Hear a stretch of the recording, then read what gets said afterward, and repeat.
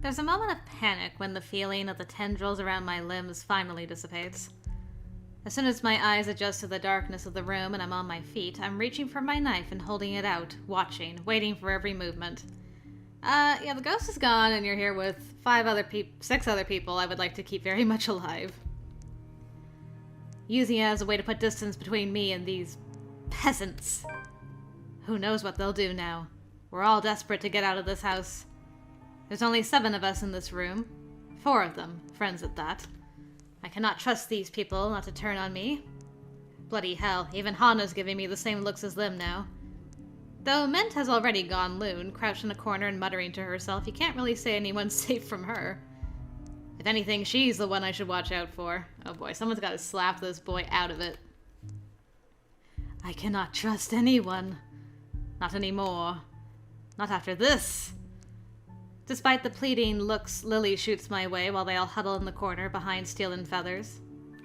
But I have to remind myself that even people like her are capable of doing the unpleasant. She did shoot your butler with a taser. She's only human after all. It's never an excuse. Why, even Hana has her cunning, manipulative moments, though she does it much subtler than I. Why else would Lily show this letter to us that day if not to save herself? I guess that backfired on her now that she and her own friends are also stuck here. Still, I have every right to be livid. Everything. Everything that I've built has fallen apart. All because these people came into our lives. You! All of you! Oh boy. This is all your fault! If I've died to this bloody case, I'm taking you all down with me! Oh my god. Put that knife down, Lucille. Don't make Hana use your full name, Lucille. Hey now, Mr. Wright. I know the situation ain't good, but we have to calm down. We're all in the same boat here. You shut your mouth! If it weren't for you, or this letter, for all of you, none of this would have happened! And blaming everyone in this room isn't going to get us out of this place. I'm concerned about how many story updates there are when Hana's involved. Please put that knife down, darling. You might hurt yourself. Are you taking their side? You're also stuck in this nightmare, Buttercup! What about the children? Aren't you the least bit worried about them? I am, which is why I want you to put the knife down before you stab me in the stomach. That creature is out to get us, and you're still defending these people! I'm not defending anyone, Luke. I'm just trying to be reasonable when you're clearly not. Oh, of course you're not. You're just the one who bought this bloody mansion to begin with. If I didn't know any better, you did this on purpose! Why, no. Why would I ever do that? This was only meant to be an anniversary gift. For you. For us. For the family we're going to have. Right, anniversary gift. Anniversary. Oh, here's your gift, darling. Oh, by the way, there's a curse included in that package. I hope that's all right. Yes, and I brought our unborn children here, knowingly. Thank you, Lucille. Are you really that eager to get rid of me, Hana? Because if that's what you've been meaning to do all this time, you might as well just put a knife in my back while I'm... Suddenly, Hana steps up and slaps the knife away from my hand. Dang, girl's brave. Said knife slides uselessly under the table out of my reach. That was a good slap. Before my mind registers what's happening, a sharp blow explodes in the side of my head, sending me reeling backwards. Oh, dang! Soul fist! She didn't slap him, she punched him right in the cheek. Good job, girl, proud of you. She merely stands before me afterwards, without even batting an eye, glaring at me as if she might just rip my head off in this instant. Sometimes I forget. Don't you dare, Luke. Don't you dare imply I've ever thought of you that way. That Hana is never the weak woman I believed her to be. How did I come to think of her as such? She used to be someone I can look up to, isn't she? When you look at her now, the way she stands tall facing a man like me, the same way she has done so all those years ago, I can't help but think. Am I not responsible for taking that part of herself away from her? Enjoy your time as Mrs. Luke Wright. What a bunch of shite. Realizing this, I can only look away when she reaches up and places a hand on my face. Gone is the anger in it, and only a soft smile remains while she looks at me with a shine in her eyes. The 7 years we've been together, I've only been nothing but a piece of shite to her. At least you admit it. You admit it to yourself. Yet here she is, still smiling at me the way she has done so many years ago. It's impossible not to feel like a complete and utter trash like this. She has an uncanny way of doing that to me, really. Especially when she takes my hand in hers and places it right on her tummy. Right where 2 tiny babies are still growing. Ours. Love, look at me. We've already talked about this. If we are still going to do this, it has to be the 2 of us. I will stay with you, but things are going to have to change if we want this to work. We can't keep doubting each other like this. Not until we find a way out of here. I'm sure we can. Maybe they know something we don't. You're going to rely on them for that? These peasants who brought this on us? Nailed it. Keep talking about us like that, and see if any of us here will keep you out of this place. Help, Becca. Help. Rebecca, stop! All of you stop this! Oh. Lily's taken over.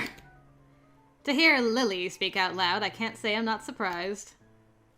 She has always given me the impression of someone so meek from the moment I've met her, either from her inexperience or her station in life. Everyone says that about poor Bella. Why do you call her Lily? I'm really curious. She has never struck me as someone fitting to be a real estate agent. Until now. Quietly, she puts herself between me and Daisy, cutting whatever scathing words we've yet to hurl at the other. The way she glares at me reminds me a little of the way my own mum would look at me. Dang. Particularly when I've done something wrong, and it's not a stare she's unused to showing. She has done this before, probably to a younger sibling. Huh. If she only sees us now as a pair of squabbling kids and not 2 mature adults, well, that's only to be expected. No doubt that's how she sees us. For a long moment, there's only silence in the room. Steel, the big oaf, doesn't even dare break it. Neither does Feathers. With both merely watching us. Bunch of wimps, these men. Not that it matters when Lily starts speaking again, after some of the anger and tension is lifted from the room. Stop this, please! With or without that damn piece of paper, we... A deep breath. An exhale. And then she closes her eyes, a crease forming between her eyebrows while she grips her hand tightly in front of her. We still would have ended up in this mess. Go on.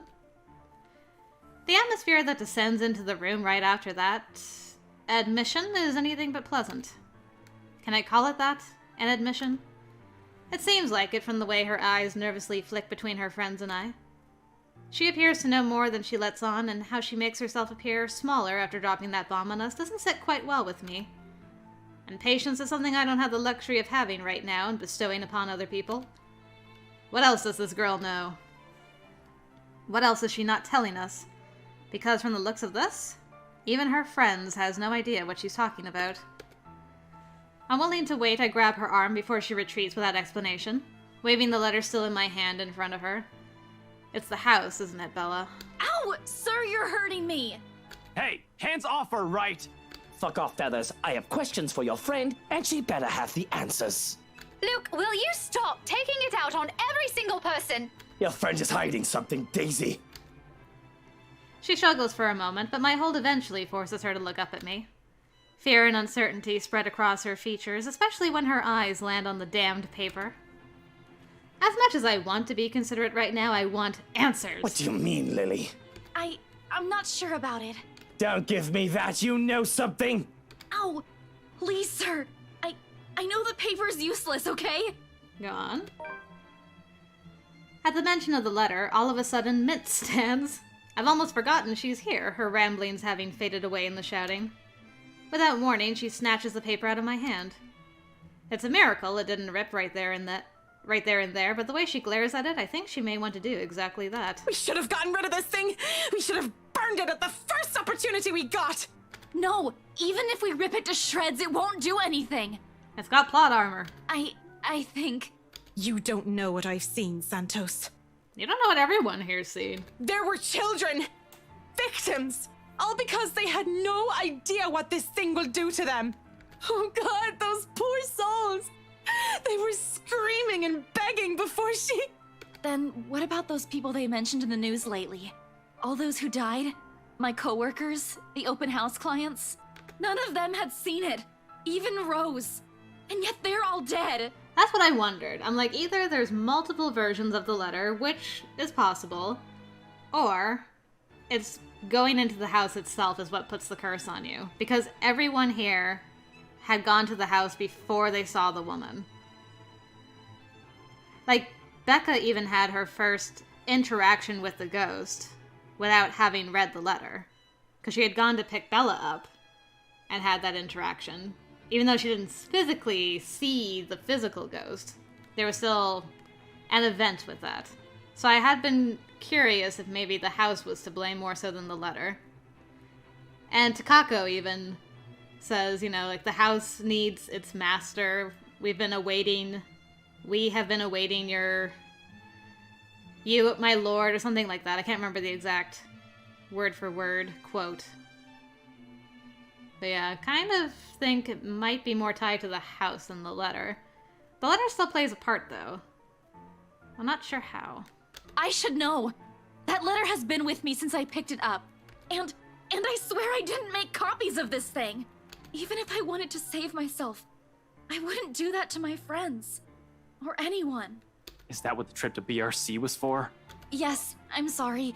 I couldn't tell you guys until I was certain. None of you believed me the first time. I had to find proof. Oof. And yet we're all here! Are you taking me for a fool, Lily? I have to go with whiskey on this. Who knows how many has already seen this before you found it? Oh, Mint, you're letting it slip. This cursed thing has to go! Hana, don't notice that, please. We would have ended up here either way. Maybe? I really don't know. Sir, please. All I know is that paper isn't the reason why all of this is happening.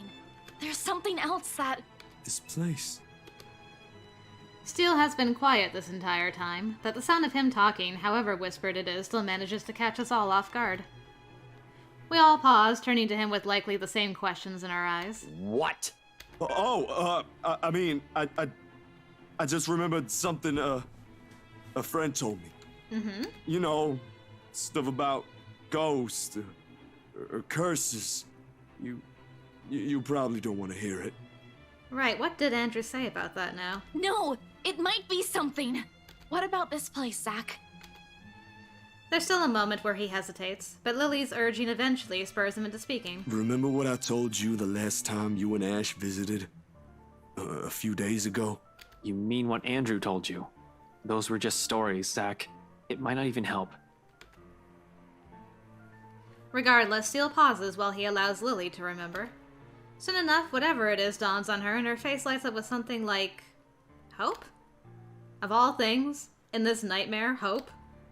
Her head snaps up and she reaches for Steele's arm to give it a squeeze. A reassurance? Or a confirmation?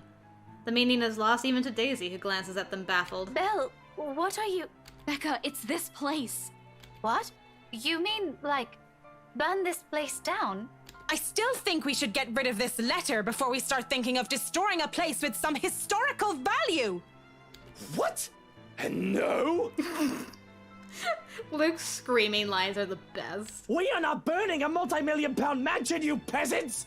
I just spent a fortune on this! Hana spent a fortune on this. Seriously, Luke, are you really more worried about that? Yeah, Hana, could get in here. This is part of your decision, too. Buttercup, marching, millions. It's gonna take years getting all that money back! Bach! Well, you certainly won't be getting any of that money if you're dead. Oh, got him. Really, Luke? Is that more important than your life? Bloody fucking hell! Not only do I have trespassers on my property, but they're also arsonists! Oh. It's not only that. Think about it. Then they proceed to tell some ridiculous narrative about the supernatural in my office that's covered in blood. Thank you very much.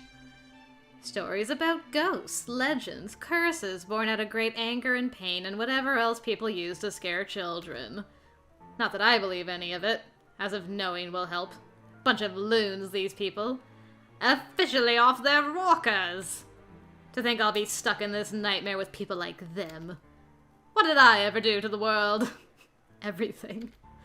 Of course, it's all absurd until... I think it's just like what the professor guy said. Just like that old story. This mansion in some other thing might be keeping her here.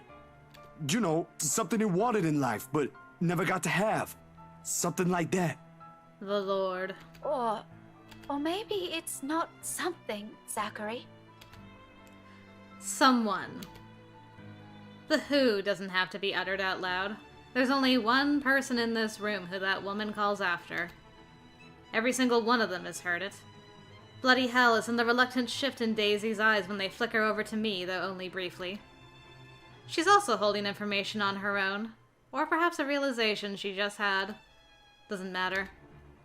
I know when people have slowly started to turn on me. How do they think I lost it in this cutthroat world?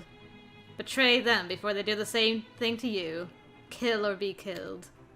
Put a knife in their back before they can act. Thank you, Luke. Kill or be killed. Survival, in a nutshell. What now? Are they gonna throw me at that creature? See what happens to save themselves? I am no fool. No. You're all in on this, aren't you? Are you people implying that my husband, that we should just... Of course! Of fucking course! And he's gone. Luke, that isn't what I... Are you all going to stoop that low? It's nothing like that, Ash. All we're saying is that maybe he might be able to do something about this. Drop it, you guys. We're not leaving anyone here. Just like that, their bickering begins anew. Bloody peasants! My head's already aching just listening to them. To think this is all the solution they can come up with. I should have just stabbed all of them and made a run for it. It doesn't help that with each second we spend talking here, the crazier this whole place gets. Alright, well, while that's going on...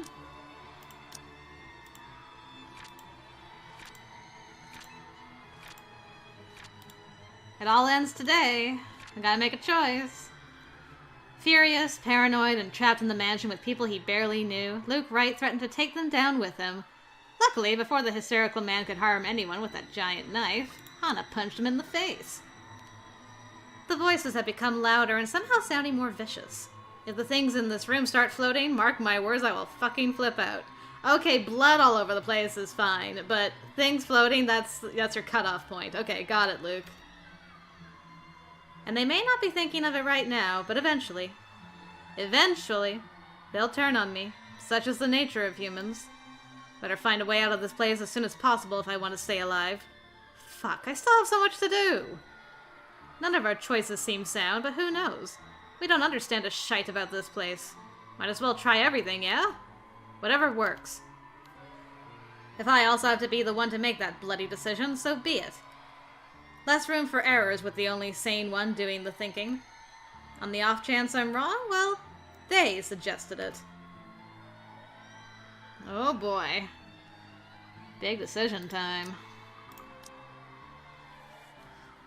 How about we leave the letter in the mansion and burn both? We don't have to take the letter with us, right?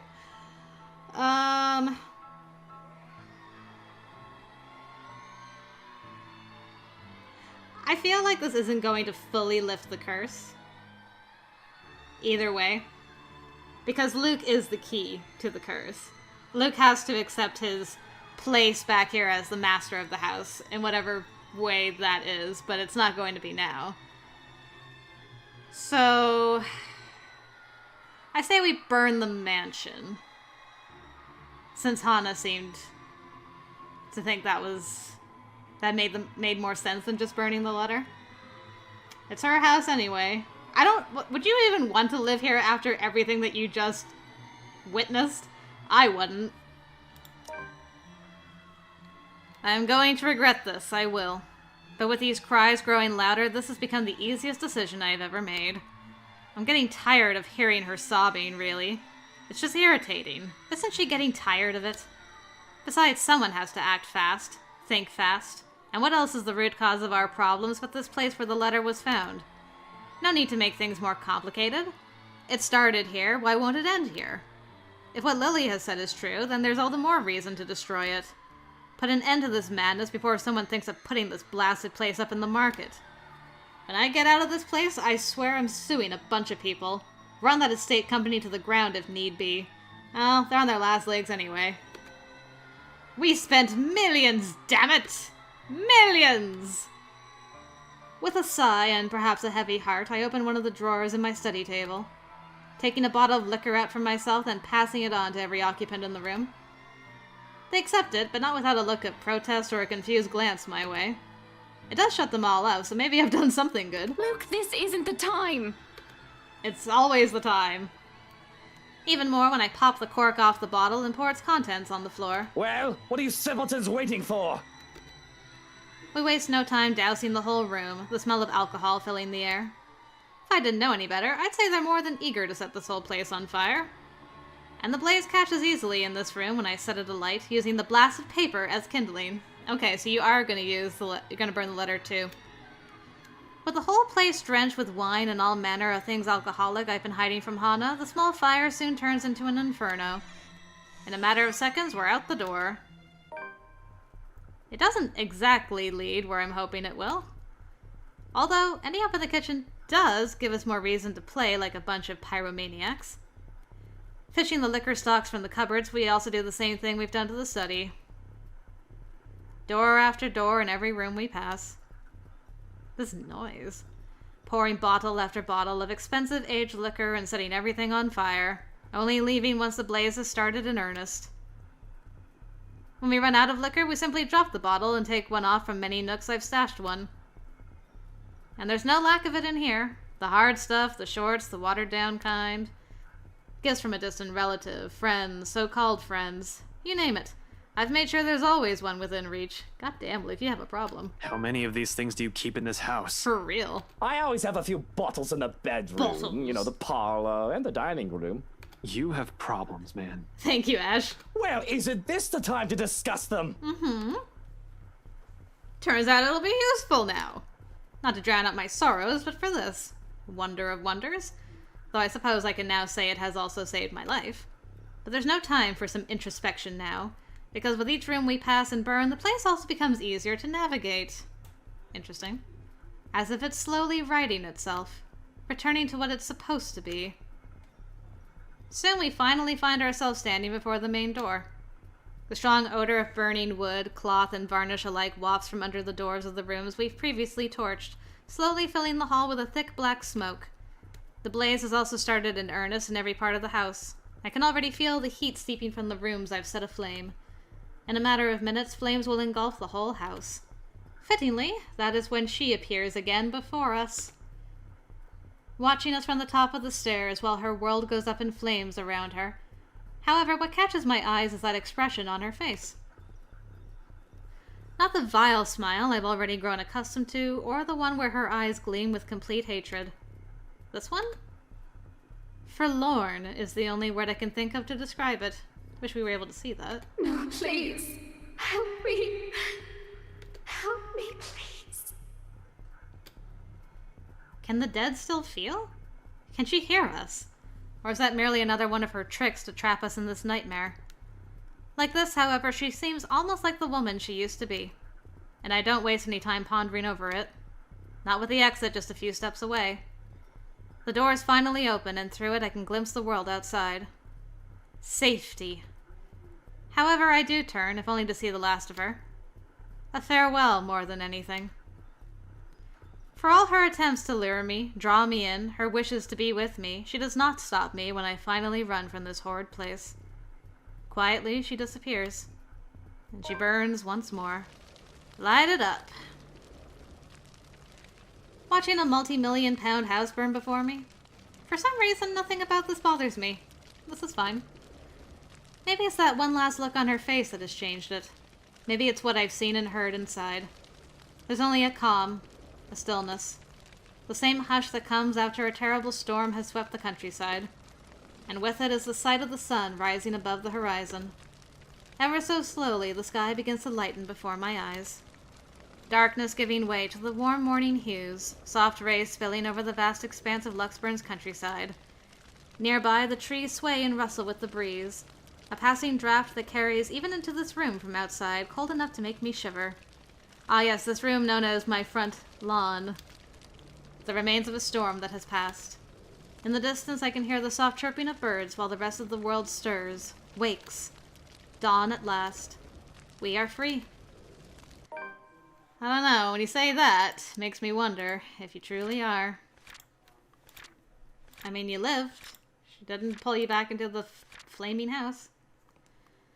Despite initial protests, Luke agreed with Isabella Santos. He began dousing the place with alcohol and setting it on fire.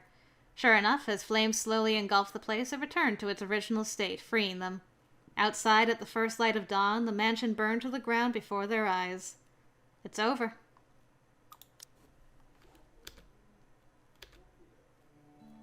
Epilogue. Dang! Everyone lived! Like the flames that engulfed the mansion that night, whispers quickly spread across Luxburn City after the incident. Officers who investigated it have simply deemed it an unfortunate accident. Actually, before we really do this, let me just look at all the relationship stuff. Okay. Hana. Alright. Zach. Zach and Ash are bros for life. Marianne. Pretty even with these guys. Surprisingly pretty close to Bella. Well, we broke even with Ash. Of course, Ash got that sweet smooch. And no surprise, Luke is close to all the ladies. Except for Bella, maybe. Alright. Regardless of the truth, Luke Wright files criminal charges against Briar Realty Corporation after, for undisclosed reasons to the public, forcing the latter to declare bankruptcy. Thank goodness. A move that has merely stoked the rumors further. But, for those who still believe in the stories of the old and those who know the truth, it is but a testament to the curse and the secrets the Ermengarde mansion has hidden for centuries. If there will come a time those will finally be revealed, only the ashes of the now ruined mansion know. However, on nights when the wind howls and thunder booms across the sky, some still claim hearing of voices where it once stood. Of cries and wails that fill the nights and desperate calls of help for anyone who dares listen. Interesting. So the ghost is still around. If you enter the lot where the house used to stand, would she still haunt you? Or is that over? Will she continue to haunt these people? As for those who once tread its halls, his pride and joy. Look at the twins! Oh, what a cute picture. Can I? Yes, excellent. Look at that. Aw, yay. Despite their problems, Luke and Hana Wright managed to salvage their 7-year marriage. Not without its fair share of challenges, of course, especially for Luke. But for the sake of their children, he tries. Although the man still fears fatherhood, afraid of becoming like his father was to him. However, with a little help from Hana, he eventually comes around. Especially when the twins are born. He's still far from being a good father. He thinks he will never be. There are parts of him that will always remain unpleasant and will exasperate Hana to no end. But even someone like him sees the joy in this. In having a family. For the first time in a long while, he admits he's content. They're happy. Alright, Marianne McCullough. Still working away. Months after her recovery, Marianne McCullough heads back to her homeland, ready to close a chapter of a past she has left hanging for so long. Aw, good job, girl. There she visits Lorraine's grave, asking for forgiveness from the girl she once loved, something she has intentionally avoided for years. Although the terror of what she has witnessed inside the Ermengarde mansion still clings to her, she bravely chooses to move on from it, turning a new leaf by focusing on a new branch of her interior design company, and leaving her interior design company at Luxburn in the hands of her secretary instead. Although she never returns to the city after, she is frequently seen visiting to check on the people she has become acquainted with in her years there. Good. Having finally accepted herself, she won't deny she's in a happier place now. Aw, they're having tea! Look at these cuties. Despite Despite making the Ireland branch of her interior design company her focus now, Marianne continues to cater to her most avid patrons in Luxburn when requested. And after her work on the Ermengarde mansion, the Wright couple, particularly Hannah Wright, have never trusted another to handle the design for any of the places they own. Upon moving to their new house after giving birth to hers and Luke's children, Marianne's name is the first thing she calls, while the woman is quick to fly back to the city at the socialites' summons. Not only helping with the decorations of their new place, but also assisting with the renovations, much to Hannah's delight. Since then, the two women has kept a close friendship. Good. Often they can be seen going around town together when Marianne's in town, and Hannah can be heard recommending the designer to her peers during parties. In a city often keeping an ear out for any gossip, one can't deny that both women have found a confidant in the other.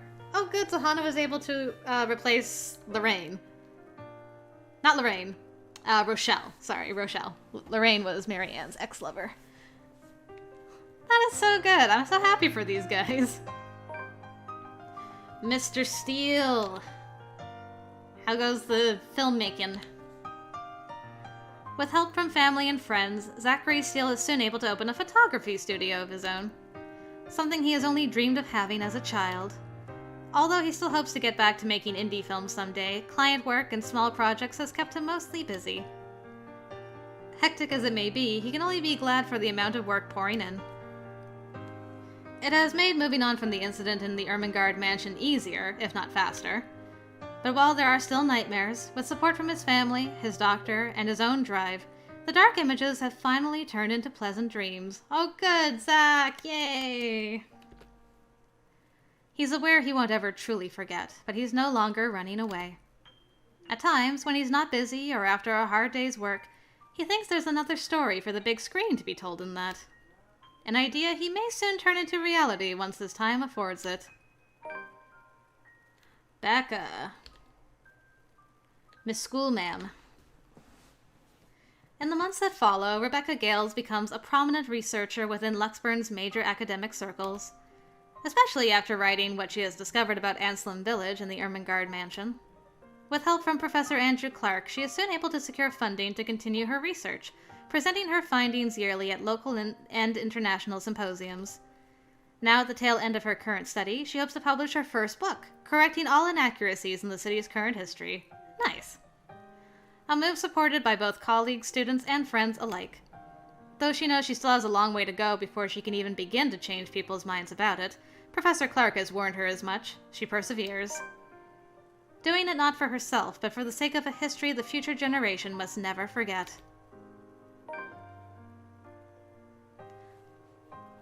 What's going on here?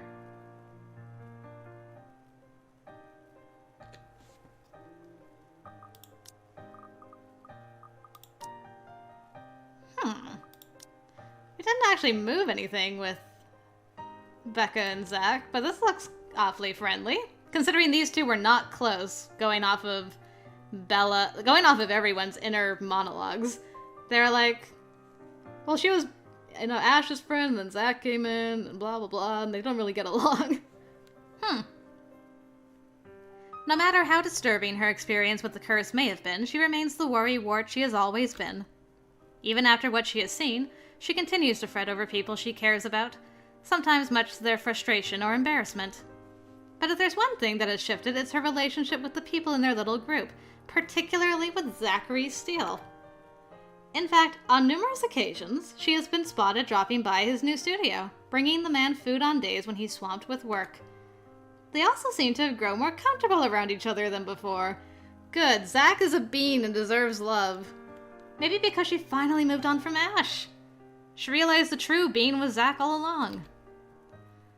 Maybe it's born out of their shared experience. Or maybe the way they see each other has simply changed naturally due to the years they've known each other. Regardless of the whys, it's a change the man welcomes and appreciates. In turn, he strives to return her kind gestures whenever he can. For all the horrors they've seen, who would have thought something good will come of it? Oh. The same can't be said for this, unfortunately. Things have inevitably become strained between Ashton Frey and Rebecca Gales in the months following her confession and the man's eventual rejection. And with their new work and lives getting busier, the two have eventually drifted apart. Though neither talks about it and the teacher still strives to forget an old flame, it's clear in Rebecca that there are still lingering feelings of bitterness left. Well, that's Becca. If anything, however, this has only made it obvious how much has changed between them. And how much she has clung to the idea of Ashton from their younger days, the one that may not have been there in the first place. I wondered. Merely an idea for a starry-eyed young girl. But if there will be a time she will be able to accept this, to move on from the hurt and repair an old friendship that has fallen to ruin, only she knows. She can sulk for quite a while. Well, this is unexpected. Okay. I wasn't expecting an ending with her and Luke, considering, but okay. Amidst her struggles, Rebecca finds an unlikely companion in Luke Wright. While being a father has kept him busy nowadays, he still manages to make time for his goddaughter, Kylie Suarez, though the man still won't admit it when asked. Rebecca still regards the man as insufferable. She doubts it'll ever change. But after all she has seen, much as she denies it, she now considers his presence the closest thing she has to comfort. Becca, you need to go get your head checked, girl. A similar sentiment the businessman seems to hold, even confiding in the woman of his own problems and fears, though he couldn't voice out to his things he couldn't voice out to his wife. I mean, to be fair, Becca and Luke are actually very similar personality-wise. Huh. Interesting. Their friendship may be awkward at best, but with the grim reality of death having once shadowed over the two of them, it's something they eventually grow fond of in time. Bella, our girl, she's painting again! With her newfound courage, Isabella Santos finally chooses to pursue what she really wants for herself. Having made enough to keep her family afloat for a few years, and with their blessing, she quits her job at Briar Realty Corporation and takes a scholarship offer from the local university. Though remarkably out of practice, and unsure she'll be able to keep up by the time she returns to university, she finds her feet soon enough with help from people close to her. And with her confidence in her skills growing, so do the number of people recognizing her and her work. It doesn't take long for several award-giving bodies to take notice of her. For all her accomplishments, however, she has never truly forgotten what happened at the Ermengarde mansion. The images still remain in her, and on particularly unpleasant nights, terrors continue to visit her dreams. She knows those won't ever disappear from her life. It has become a part of her in the same way death has permanently taken from her.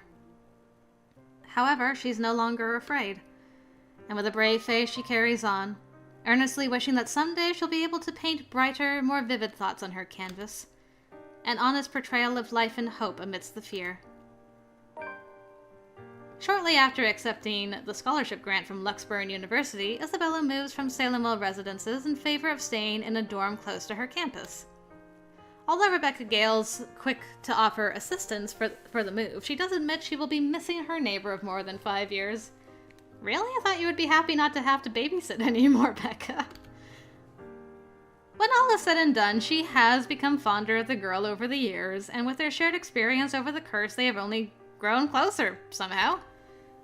Isabella leaves with a promise to visit every once in a while. And even though she still jokingly complains about Rebecca's bossy attitude, she confesses that she also misses the woman's fussing. After all, in a place miles away from her real family, Rebecca is still the closest thing she has to a sister. Hey! More than a year later, once everything in their respective lives have settled, Zachary Steele and Isabella Santos finally hold their first exhibit together. A project that has been in the making for almost 2 years after the photographer casually brought it up to the other artist. While merely intended as a small event, it has been surprisingly attended by several members of Luxburn's upper class and art enthusiasts. Although only a few of the pieces have been meant for sale, the show has brought prominence to Zachary and Isabella's names in the city's art scene. It has since been followed by several other exhibits by the two, both in and out of the city. Currently, they are planning to hold their first show overseas. Yet even with this unexpected, overwhelming fame, friendship between the two has remained strong. Theirs, after all, is a bond that goes beyond being mere partners in a small project. He's her family as much as she is his. That's sweet. Hello? So that's Bella. Who's the other lady? Is that Marianne? While she's aware she still has plenty of ways to go, getting back to school has also opened a lot of opportunities for Isabella. At times, part-time work have started to come in droves, and she is able to support herself financially through her art alone. Something she has only dreamed of as a child. And when clients are generous enough, she's able to send money back home, as well, despite her family's reassurances. One such client is Marion McCullough's interior design company, who frequently commissions her for murals after the woman has learned of her skill. Nice! Though at times she finds it difficult to keep up with the interior designer's standard for quality, it's a job and a challenge she is only too happy to accept if it means doing what she loves. Mr. Ashton Frey, FBI. Following his success in bringing several major cases to a close, Ashton Frey receives a recommendation for transfer to Luxburn's lead agency against organized crimes. An endorsement eagerly backed by the newly appointed successor to the late Chief Inspector Lee, Abigail Harris. Did Lee die? Wait. Did Lee die? Knowing he'll have more resources, leeway, and a bigger chance at ultimately bringing Luke right to justice, Ashton Frey accepts. Oh right, you still have your vendetta you gotta carry out. He still warns the people close to him against Wright and his associates, but only a friendly reminder now more than anything. Yeah, how do you feel about Becca hanging with him all the time? Though he does worry, he believes they are wise enough to know what they are doing and trust their judgment. Well, there's some character growth for Ash.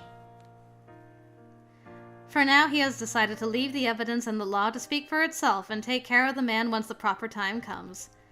Nowadays, police work and operations keep him busy, sometimes taking him away from the city he grew up in for days on end. A rare thing for him to enjoy once upon a time, yet this time he never loses his drive, simply growing more determined after having finally found a clear purpose close to the rush and excitement he dreamed of as a child. Although Ashton still keeps mum about specific details of his work, his experience with the curse has slowly taught him how to open up, especially to those who he knows that genuinely care for him. He still has a long way to go, he knows that, but for the sake of the people who are still with him, those who have chosen to stay, he hopes that there will come a day when he no longer has to hide behind his own lies, a day when he is no longer afraid of facing the truth in his own words. These two. On his days off, Ashton is usually seen loitering around Zachary Steele's studio, either to help him out on one of his pet projects or exasperating the other man on purpose. Either are. It's mostly the latter. At certain times, he'll volunteer to model for one of the Zach's projects, in spite of the photographer's reassurances that it's not needed. Regardless, Ashton insists before complaining how meticulous the whole process is hours later to Zach's utter amusement. Though sometimes they may get into small, trivial arguments, things have stayed cordial between the two. If anything, the ordeal they've both gone through has merely strengthened a friendship the detective didn't expect to find in anyone. Heart song. This is what we've been waiting for. These cuties. After a bit of fumbling, of a few missteps here and there, and moments of briefly allowing their uncertainties to hang over them, Ashton Frey and Isabella Santos finally finds a rhythm. Theirs isn't a soaring love story by any means, nor is it a happily ever after, often told in the picture books the girl has only ever dreamed of having in childhood. Far from it, in fact. Despite what people glimpse their eyes or glean in their gestures, they both know better than to cling to ideals. A stranger will say they're in love.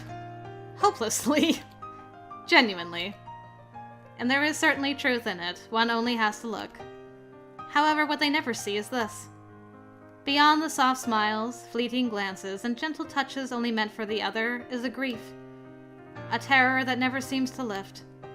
Constantly filling their nights with echoes of an unforgiving wail and unwelcome dreams that stirs either awake in darkest hours of dawn.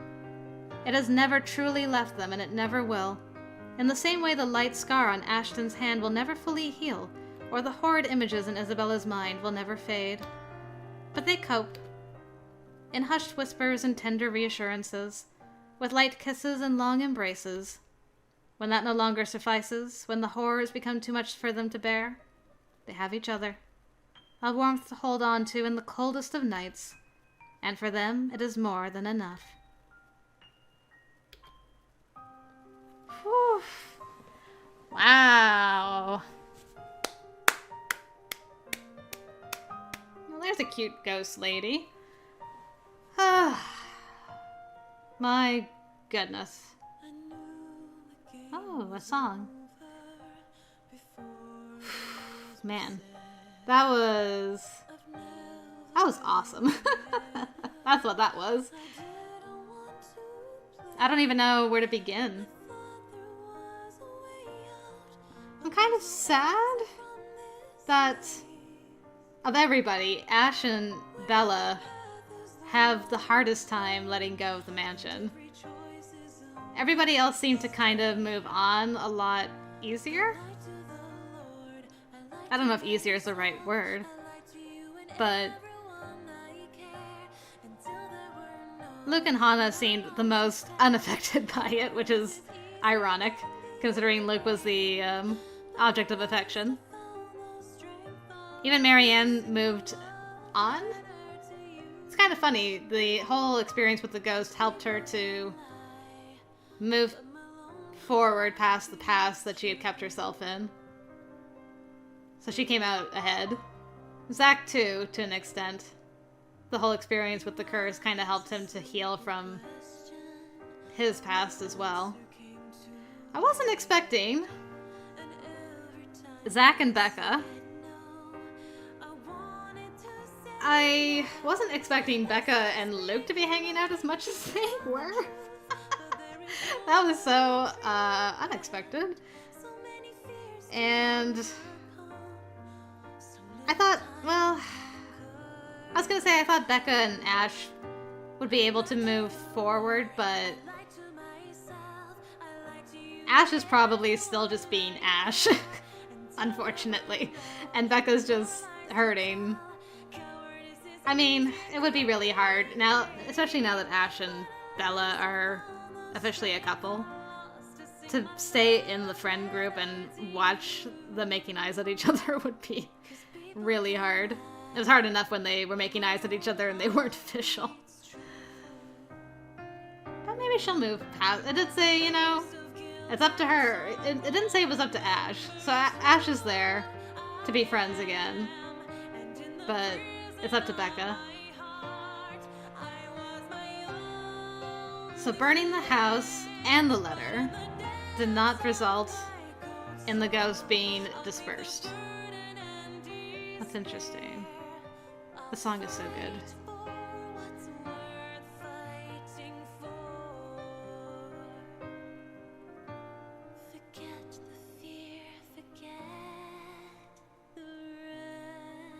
Yeah, so it does seem like Luke is the key to solving this curse once and for all. Luke's chapter felt really short to me. I guess it was basically just ran from 1 to 1,000 really quick and stayed there, so. Baby J-Dan? Who's J-Dan?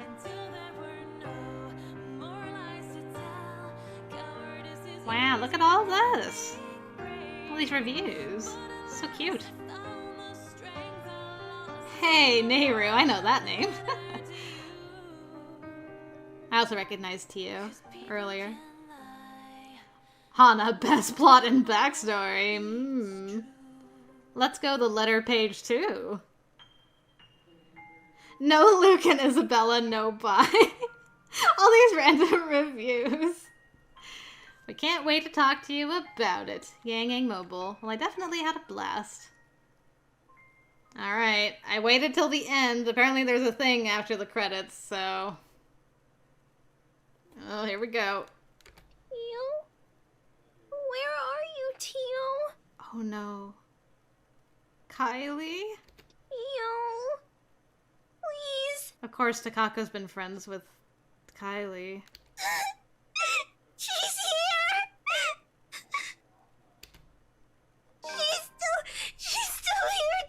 Oh god. That's not good. Help me!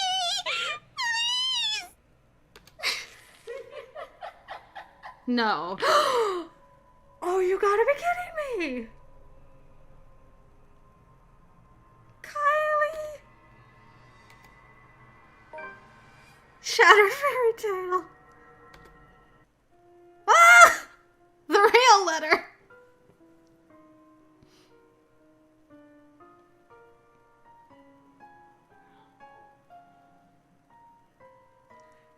Kylie. Kylie died.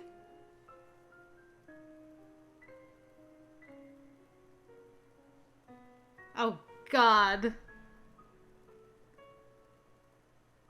I'm just, like, imagining the horror of Luke and Hannah and Becca when they find out what happened to Kylie and knowing what it was. Oh my god. Why did you kill Kylie? Bad Takako. Oh, that was the worst. I didn't save everybody. I killed Kylie.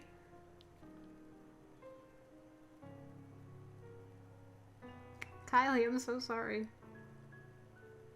Dear you, if you're reading this, that means you've finished playing the game in one way or another, and we thank you for the time you've spent in playing The Letter. This game is our passion project more than anything, and we sincerely hope we delivered in bringing you a one-of-a-kind visual novel experience. The Letter is the first of many visual novels coming from us. If you liked what we did with this game and would like to support us, please take some time to click on the button below to find out how. Thank you so much for everything. Let's talk soon. Love, Yang Yang Mobile Team. You really gonna put this in after making me watch Kylie's head get ripped off her poor little body?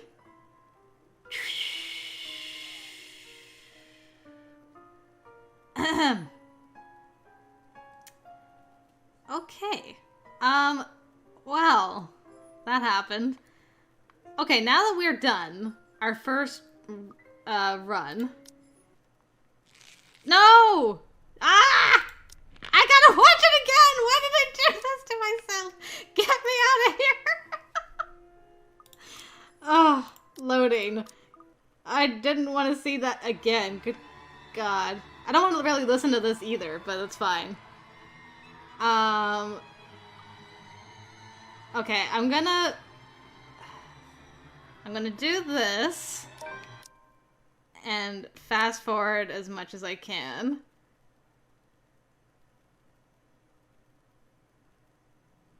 It's so quiet. There's something I want to do. I've been told when I first started this game to not click the leaf icon at the very bottom, because that'll show all the different branches. So now we can look at the branching tree. Spoilers, yes. Okay, let's start at Isabella. We only got 8% of Luke? Are you kidding me? 52, 56, 38, 52, 30, 22, 8%. Okay, common root. I eat other things too. Okay. Close eyes and pray. There was a branch here. Alright. We'll check with our supervisor. Guess the butterfly is yeah, story update. Okay, story update, then there's a question. Don't show the letter. Doesn't tell you what the story update was, unfortunately. Okay, so I chose not to show the letter. And then I changed the subject. I stayed for the move. Okay, so if I had gone home, I would have bypassed this. This is with Ash or Zach. And then... Okay, this led into another path there. This went into 3. That wasn't a question, though. I bypassed a whole bunch of stuff here. I know you're trying to... Okay, that was going with Ash. This is probably Zach, then, and Becca, maybe? Okay. Talk about her job. Okay, that's Mary Ann. Go to work. QTE. Didn't die. Do I have to die to unlock these paths? Barf. I don't want to die. Come on now, that's just rude. Okay, so I went to work instead of stayed home. But if I had stayed home, that apparently can branch into two separate things. Is there another question here? That decides...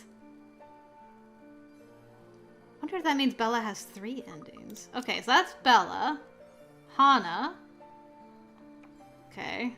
Fairly small. Probably won't look at everything. Question. You'll be a great father.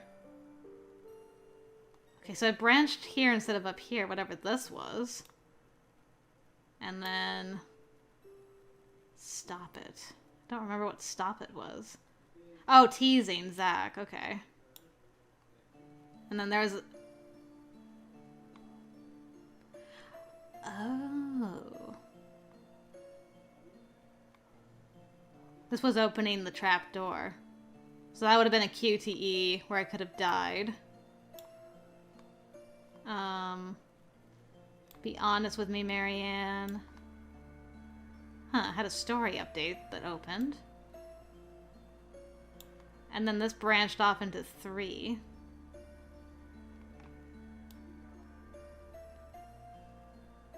Yeah, another QTE.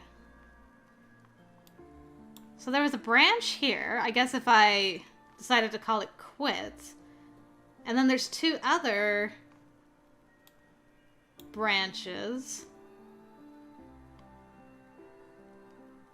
What is that, like 4 different endings for Hana? Maybe? Zach. Have you noticed that these are getting longer and the bar's getting thinner? Okay, so we started on the up instead of down. So whatever that story update is, who knows? Bella. Oh, Bella coming in the night. So if she was dead, probably we would have started down here. That would make sense. Okay. Then another big branch. Okay, this is if we were going to tell Hana. Oh man, there is so much more with Hana than with Ash. Holy!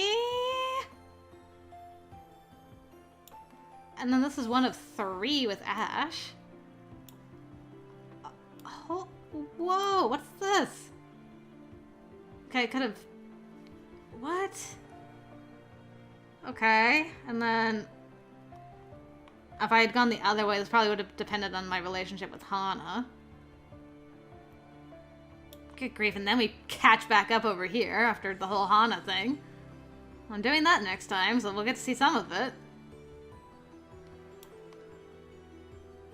And then again, I just completely avoided the bottom. Which has a whole... Holy, look at all the stuff it branches out! Another QTE. Didn't die there either. I'm gonna have to do some dying, I guess. Wonder if that counts towards the 100%. Keep looking for Ash. There's only 2 choices. Oh wow, that's like the most direct route. Ending 1. Interesting. The other way branches off into 2. And then again. What is that? 2 to 3 different endings for Zachary. It looks like. Okay, and then Marianne. Hers isn't too long. You have something to say? Something to say. Okay, the first one was sleeping with Luke. Then you have something to say? Can't remember what that one was specifically. Apparently if we had gone the other way, it would have just bypassed a lot of stuff. Okay, so if we had gone and investigated the noise, that branches off majorly. And then we had some branching here, a little bit there, and then another big one. First floor instead of the ground floor. My first game over because I clicked off the screen. Good job, me. Okay, so there's a whole another series of events on the ground floor. Okay. So I moved on instead of staying with Lorraine. I think. No, this is listening to Luke and Hana's conversation in the bedroom. What's this way, then? Ask Luke if he's okay. There's like 3 things here. Oh boy. And then this is the I need to move on. Ending 1 variant B.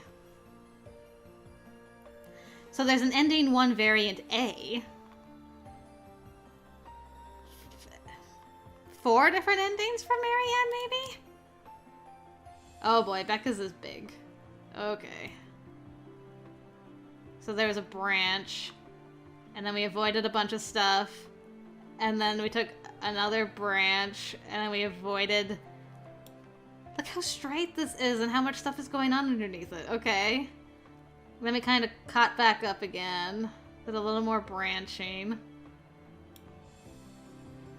Then we ran into Bella. Okay. It would be interesting to kind of follow this along as you're playing. Okay, so this is where I went up with Ash. I could have gone with Luke. And had another whole thing happening there. And then this was siding with Bella instead of Ash.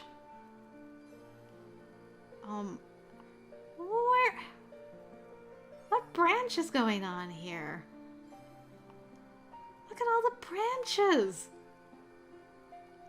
I didn't even touch any of that stuff. And then there's another couple. I avoided whatever that is. Okay. Finally catch back up to like a common thing. That was a QT with the book. So if I had ran upstairs... No QT. Okay, it looks like there's only 2 endings for Becca. Hers is the simplest? Question mark? Okay, so I only got 22% of Ashton's chapter. Look how tiny the part is. Okay. Oh, this is gonna be so hard to scroll through without rushing too quickly. Insists it's confidential. If I hadn't insisted it was confidential, that opened up a whole other branch. That's an story update, so that's out of my control. There's a bunch going on the bottom. Then we branched again. This is with Bella. So I guess if Bella wasn't alive, we would have gone up here. I died. I hate that elevator QTE. Always will. That was the scariest one. Take her offer. Okay. Take Isabella's offer for food. Ugh. Trying to... So... Is there a thing at the bottom? There's a thing at the bottom here where you can just bypass a lot. It's just a straight line that goes, and then it branches. And branches. And more branches. Look at all the stuff going on up top. Whoa. That goes on for a long time. Okay, then we got just some little things. Oh... My god. Where do I even begin here? This must be all based off of choices you've made up to this point, because there's no questions.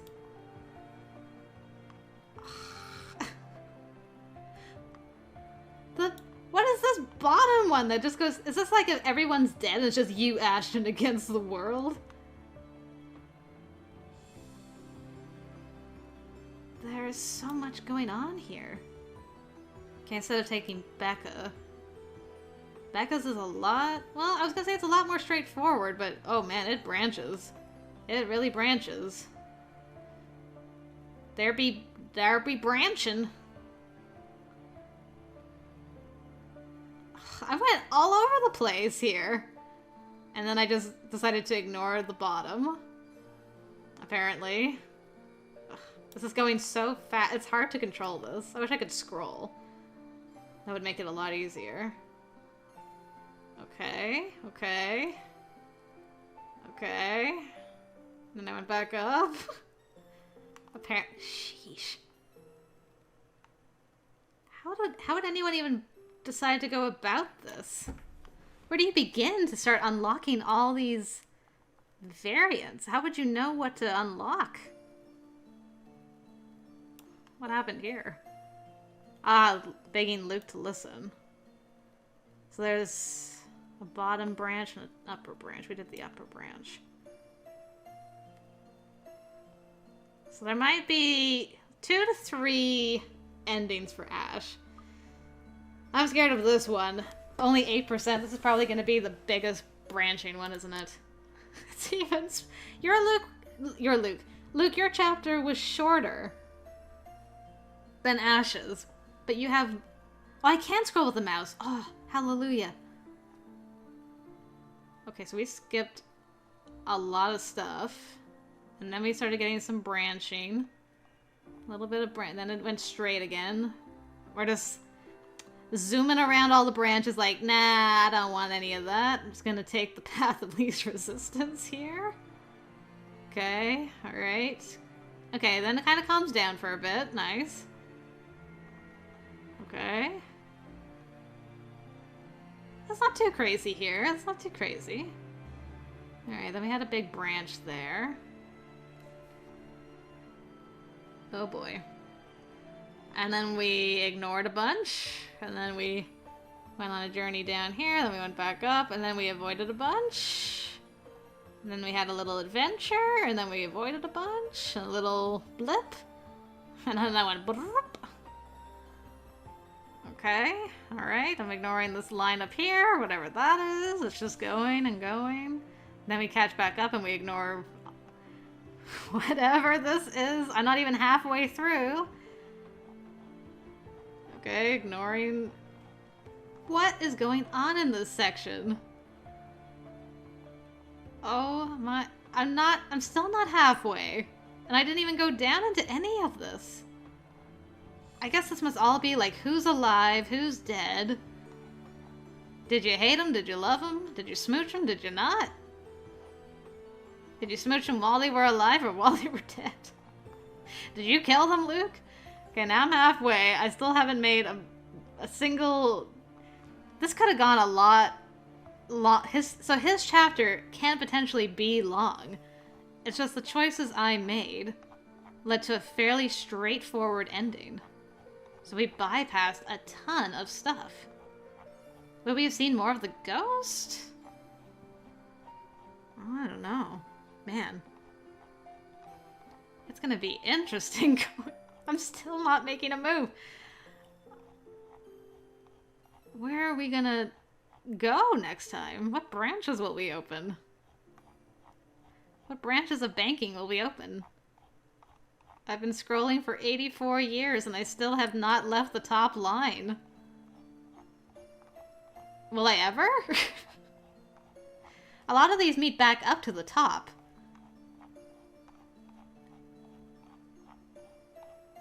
Can you go up and down? Or is it like you go down one of them and then go back up and just go straight across?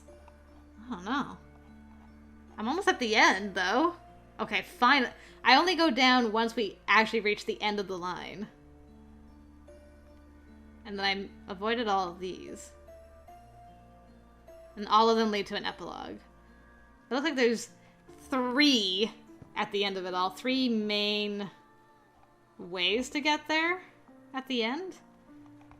Shh. Okay. Returning to main menu, thank you. Wow is all I can say. Wow, I don't even know where to begin. I guess I'll have to marinate on that for a while. Well, guys, thank you very much for joining me for the first run through of the letter. I hope you enjoyed it.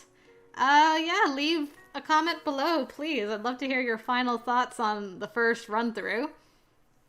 How you felt about characters after going through their chapters, what you felt watching that post-credit scene, what you felt looking at all the branches of this game. Whew, I got my work cut out for me. I don't even know if it's possible for me to get 100% of all the branches, but I got some ideas for future runs. Next time for sure, I'm going to be it probably won't be much change, but it'll be interesting to see what does change. I'm gonna try and keep everyone alive again. Try to max out affection, but this time get Becca and Ash together, Hannah and Zach together, and Luke and Marianne together. So we'll see how that goes. Isabella will be the lone wolf, maybe, possibly. I don't know. We'll try it out and see what happens. Okay, guys, thank you very much for joining me. Until next time, I will see you later.